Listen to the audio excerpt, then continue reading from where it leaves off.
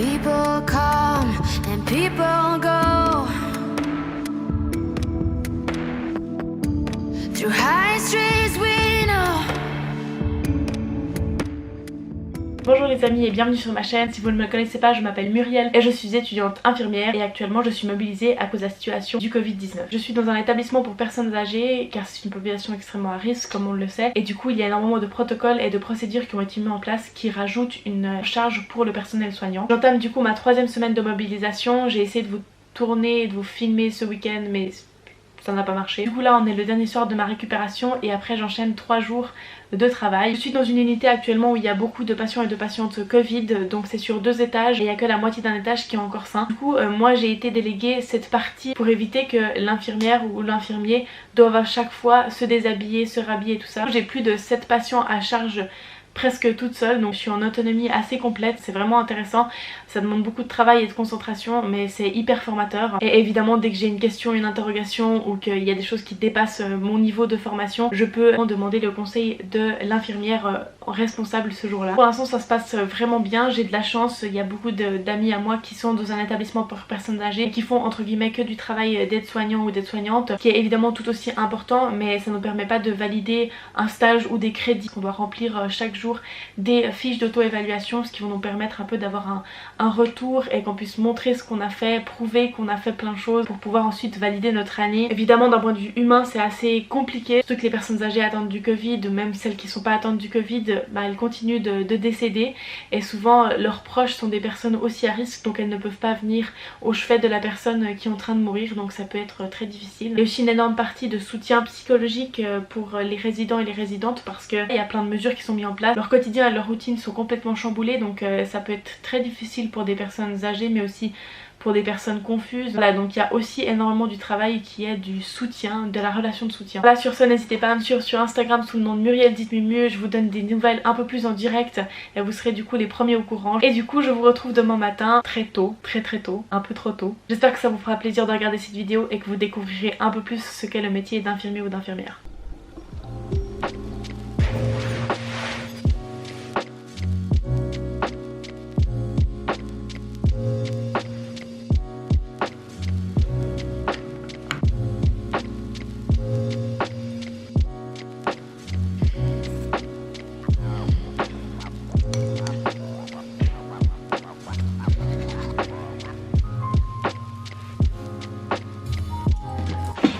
Voilà les amis, c'est le lendemain matin. Je me suis fait un petit chignon, il est moche mais c'est pas grave, c'est juste pour être...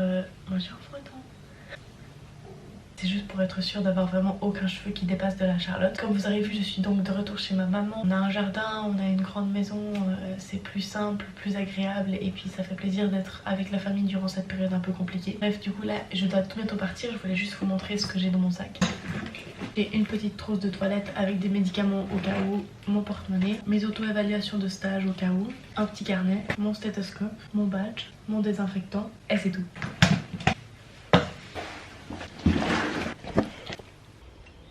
Il fait encore un peu tout nuit, il est 6h30, quelque chose comme ça. Les premiers jours c'est toujours les plus difficiles parce que c'est compliqué de trouver l'équilibre entre les jours de récupération et reprendre le travail. Voilà, là je suis pas des plus motivées mais je sais qu'à la fin de la journée ça ira beaucoup mieux. Et puis du coup voilà, on se motive.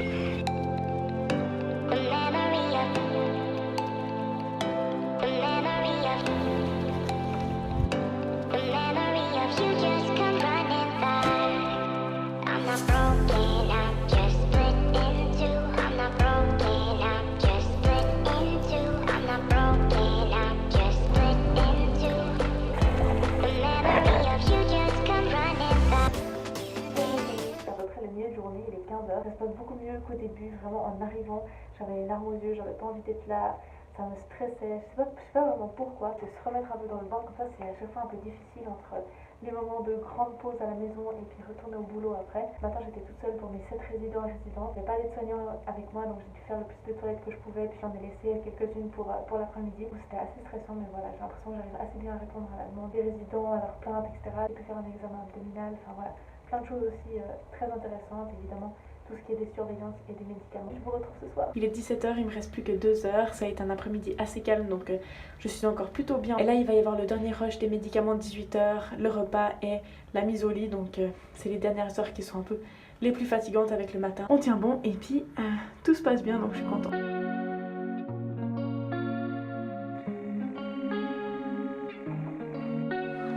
Hello les amis, c'est donc une fin de journée, je viens de sortir de mon 12h là. Je suis presque plus motivée qu'en y arrivant. Mais bon, je me réjouis à fond de rentrer, ça va faire plaisir. La première chose que je vais faire c'est me laver intégralement. Là toute la journée j'étais pas dans des chambres Covid, mais quand même on prend aucun risque. C'est drôle, les protocoles ils font que de changer sur quand est-ce qu'on met la surblouche, quand est-ce qu'on met la Charlotte. Enfin bref, du coup aujourd'hui on se mettait en surblouse quand on allait dans des chambres encore isolées. C'est un peu de la peine, mais en fait j'avais l'impression que ce serait plus simple de vlogger pendant le confinement dehors, mais en fait il y a quand même du monde et je deviens un peu parano. Bref, du coup je vais rentrer me rafraîchir et je vous parle un peu de la journée après.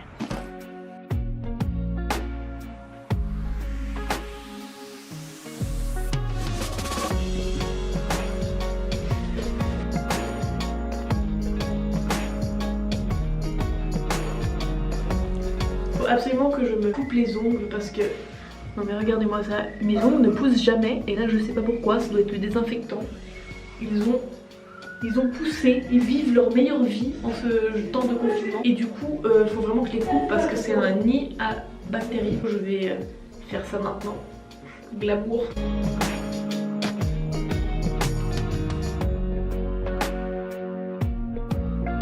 J'ai l'impression d'être au travail. Ma soeur coupe des petits médicaments pour notre chat.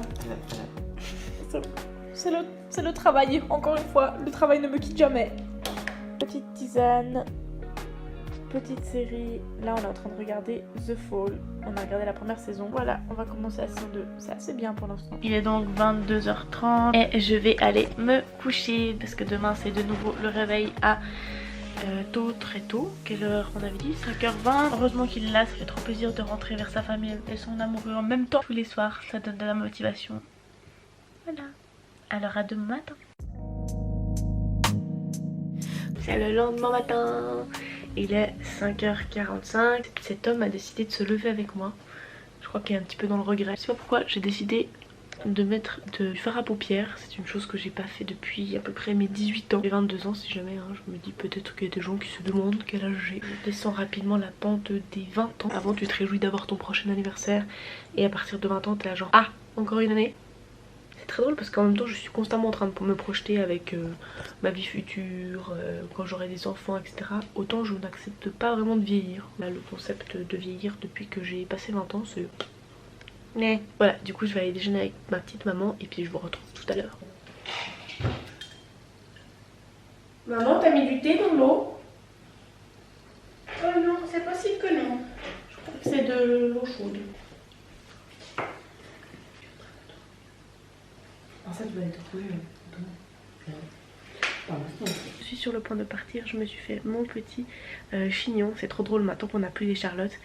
Tous les petits résidents et résidentes ils me disent oh est-ce que vous avez un joli chignon. Donc comme ça moi je trouve ça immonde mais bon voilà hein, je fais avec. Et puis il y a des jours où ça se prête un peu plus que d'autres. Là on n'est pas sur un bon jour. Il y en a un qui a capitulé. Tu t'aimes. C'est parti pour cette journée.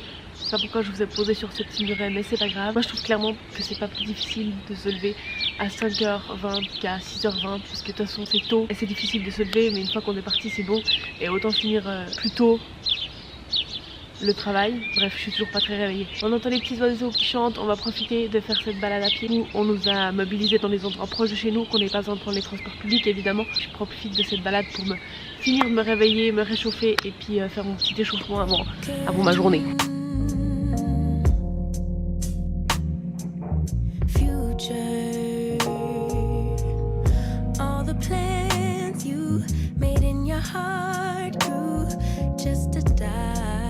C'est trop drôle, j'ai écouté How to Save a Life en allant au travail. C'était un peu triste et en même temps je me sentais vraiment comme dans un épisode de Grey's Anatomy. Ça m'a fait un peu rire et un peu pleurer en même temps. Bref, là c'est bientôt 7h, je vais retrouver bientôt l'infirmière qui aura eu la transmission de la veilleuse de nuit. Je vous retrouve sûrement en milieu de journée ou alors en fin d'après-midi. famille, c'est à peu près le milieu de journée de nouveau, 14h30, quelque chose comme ça. C'est un peu quand l'action retombe. Cette journée se passe très bien, j'ai l'impression d'être vraiment dedans, de savoir exactement quoi faire. Je connais bien mes patients, leurs traitements, leurs petites habitudes et tout ça, donc ça fait toujours hyper plaisir. Par contre, j'ai un de mes patients qui a commencé à tousser. On s'était un peu inquiété ce week-end, mais depuis il n'y a plus rien eu, donc on s'est moins inquiété. Et là, boum, j'ai objectivé 2 fois de la toux. Et du coup, voilà, j'ai dû faire une évaluation respiratoire, j'ai pris tous ces paramètres vitaux et tout ça.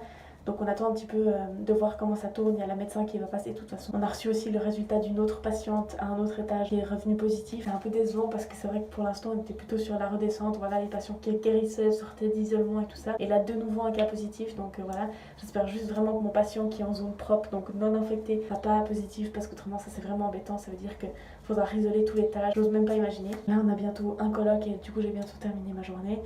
Ça fait plaisir de sortir alors encore grand jour et tout ça. Je me réjouis, les colloques sont un peu plus longs en général ces temps parce que voilà, il y a la directrice qui vient nous parler, l'infirmière chef et tout ça parce que les protocoles font que de changer. Et puis un peu pour nous remercier, et puis pour passer un peu le mot. C'est le moment aussi on peut un peu débriefer de comment ça se passe, etc. Donc c'est aussi important. Et puis voilà, je vous retrouve tout à l'heure.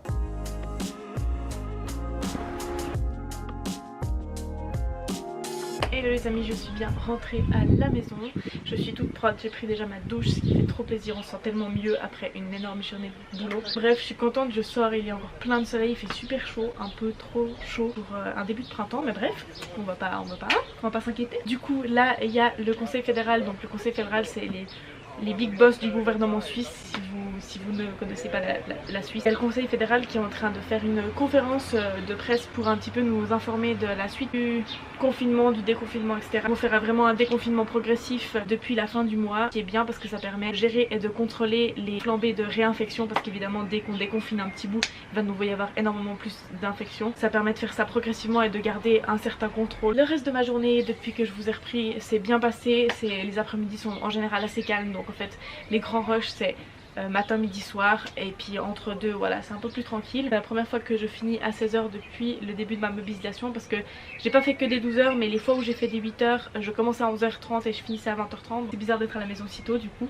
Là j'ai vu que ma soeur était tranquillement en train de lire au jardin, du coup je vais la rejoindre. Je me dis aussi que ça fait super plaisir d'être à la maison. Je pense qu'il y a des gens qui se disent mais pourquoi t'es pas restée chez toi et tout ça. Déjà je vous ai déjà dit le fait que ce soit une maison, qu'il y ait le jardin, que ce soit le quartier de mon enfance, etc. Mais aussi ma soeur elle est en train de finir ses études, moi j'ai mon appart, donc en fait c'est un peu les derniers moments où on va un peu vivre ensemble, donc je profite aussi de ces moments là. Je m'accroche un peu à ces moments qui sont au final un peu les derniers. Voilà, du coup je vais aller profiter avec ma soeur, je vais vous montrer ce que je suis en train de lire.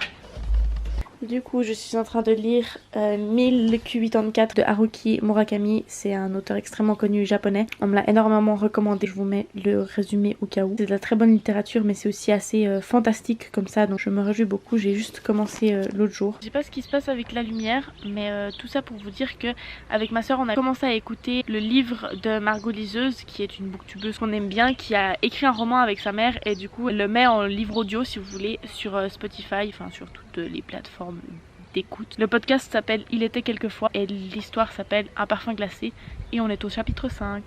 Voilà. Ce qui me semblait le summum du luxe, bordé d'un côté d'une rampe de bois, pour l'instant aveuglée par des volets blancs. On t'appelle Lilou. Non, Émilie. Ou plutôt non, Lilou. On va t'appeler Lilou. Alors autant vous dire qu'en fait on n'a pas lu, parce qu'on a commencé à discuter de séries et autres sujets de la vie intéressants. On a discuté pendant 1h30 et là c'est l'heure du repas. Voilà, c'est pas grave, ce sera pour un autre jour. Il y a mon petit amour qui est rentré, il y a mon petit chat qui est trop mignon, faut que je vous montre. Il s'est mis dans un pissenlit et il est adorable. Non mais regardez-moi cet amour. Par contre t'es flou. Oh non mais regardez-moi cet amour. Ma soeur qui continue sa cure de Sobum parce que moi du coup j'ai dû arrêter à J14. Ma soeur elle y est toujours. Combien J 20.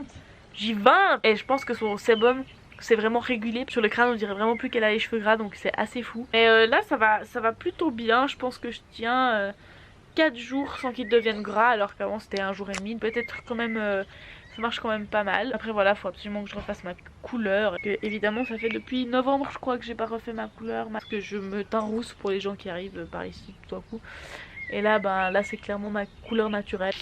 Lily, est-ce que tu vlogs? Non, parce que c'est un chat, elle en a rien à foutre. On est du coup en train de regarder une petite série ensemble. On regarde The Fall toujours. Ouais. En fait, il est pas si tard, mais j'ai l'impression qu'il est 23h.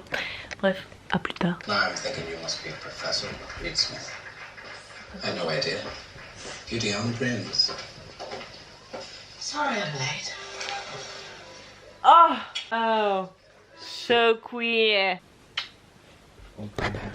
Bon, je suis en train de faire le montage de cette vidéo et je me rends compte que j'ai pas du tout de fin correcte. Du coup, tout ça pour vous dire merci de l'avoir regardé. N'hésitez pas à vous abonner si ça vous a plu, à laisser un petit pouce et un commentaire, ça me ferait très plaisir. Et on se retrouve tout bientôt dans un épisode 2 de ces vlogs de mobilisation. Je vous fais des bisous et me réjouis de vous retrouver très vite.